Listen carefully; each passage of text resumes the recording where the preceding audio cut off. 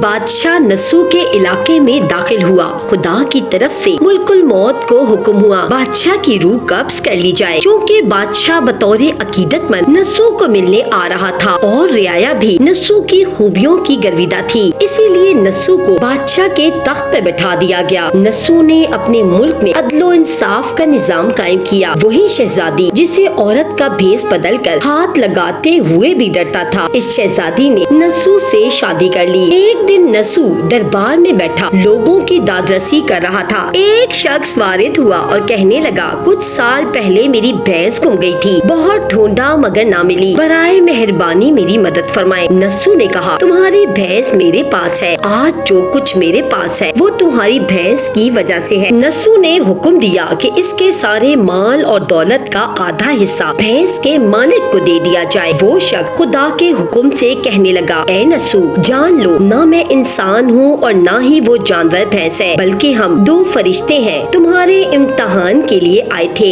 ये सारा माल और दौलत तुम्हारे सच्चे दिल से तौबा करने का नतीजा है, ये सब कुछ तुम्हें मुबारक हो। वो दोनों फरिश्ते नजरों से गायब हो गए। इसी वजह से सच्चे दिल से तौबा करने को तौबा नस्सू कहते हैं। तारीख की किताबों में नस्सू को बनी इसराइल के एक बड़े आबिद की हैसियत से लिखा गया।